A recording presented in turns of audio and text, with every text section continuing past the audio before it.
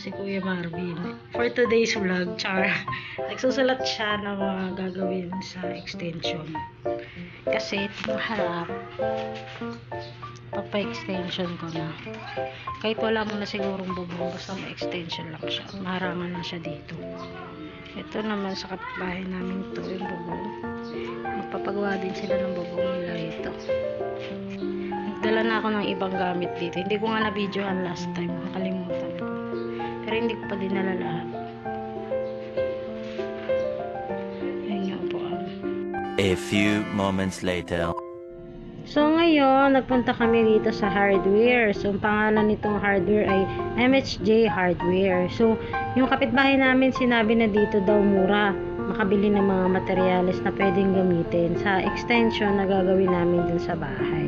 Kaya nahirapan lang ako rito mag-transfer ng payment kasi available naman yung GCash or PayMaya. Kaya lang kapag nandito kami sa hardware, hindi ako nakakakuha ng code para sa verification. Kaya medyo nahirapan ako nagbayad. Buti na lang may dala akong cash. Yun nga lang, konti lang. Kaya yung iba, ginawa, cash on delivery na lang. So, pwede naman daw kasi yun. Yung driver, pinaghintay na lang namin sa amin kasi saglit lang naman kami dito. 1 hour later. Habang naghihintay kami ng mga materyales na dumating dun sa mga binili namin kanina, pinakabit ko na nga rin naman yung TV namin dito kasi nakakainip talaga dito sa Pasinaya pagka wala kang libangan. So, yung ibang gamit ko, nandito na rin. 5 minutes later.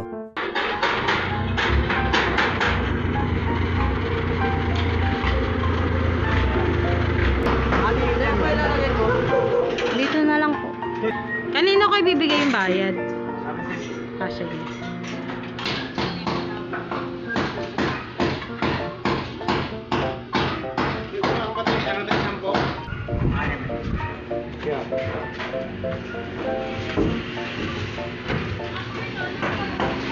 Kapitbahay namin nagpapagawa na rin ng bubong. Yung lahat na nabili namin 2, 4, 6 na simento. Tapos toilet, alam mo kakasan niya. Ayan na.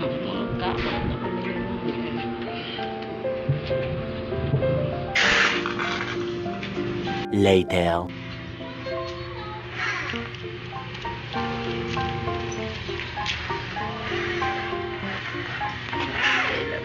Dito po ang mga hangin na ginagawa ni Marvin.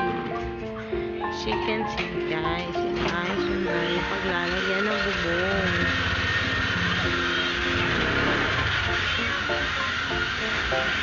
Ganyan po ang itsura. 2,000 years later. Ayan guys, gabi na po. As you can see, gabi na. Itong kapitbahay namin, tapos na yung bubong nila. At si Kuya Marvin, naglalagay na siya ng extension dyan. Ayan. Magpapa-extension ako. Laki ng ginastos ko kanina sa materials pala. 12,000.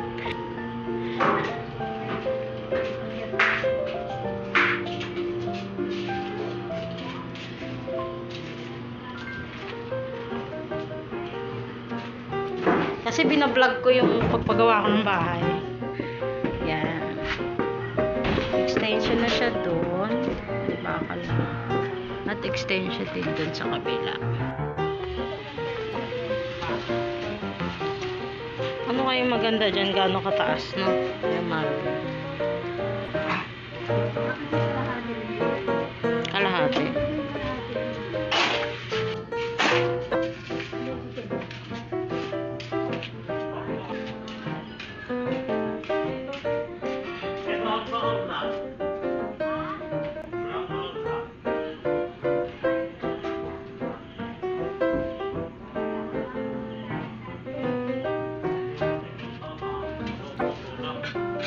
The next day.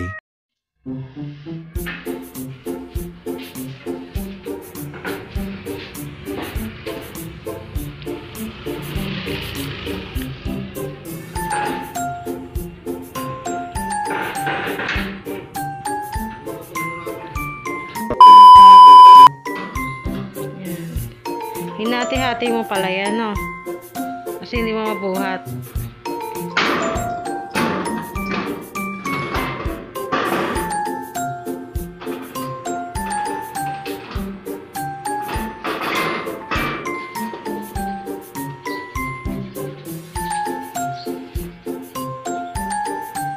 A few moments later.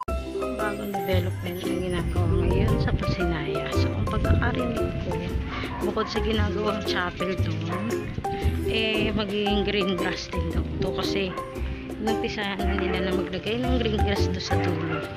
So, titingnan ko kung anong itsura. Siyempre, pagagandahin pa yan.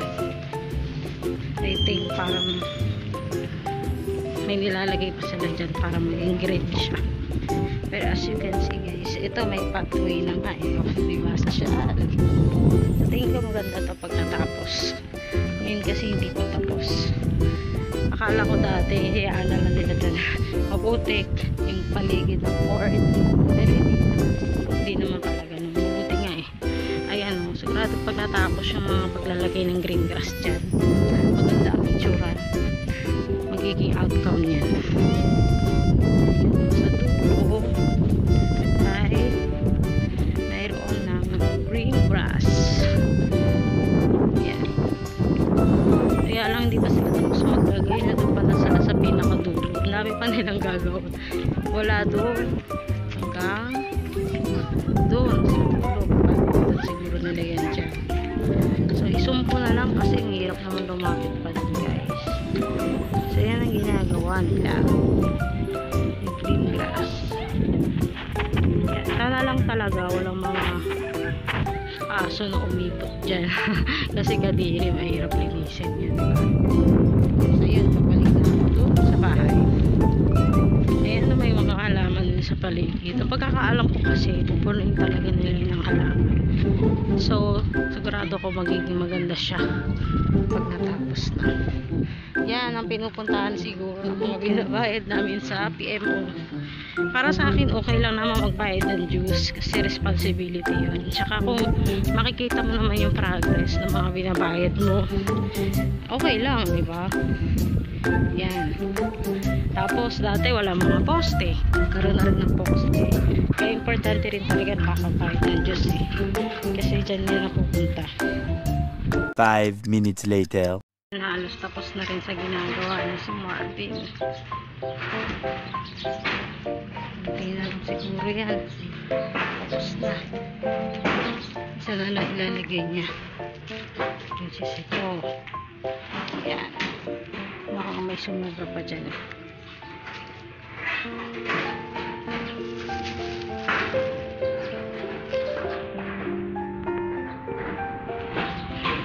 One eternity later. So, yan na ang bago kong bahay. Charot. Meron na akong bubong, chicken guys. At ginagawa na rin to extension.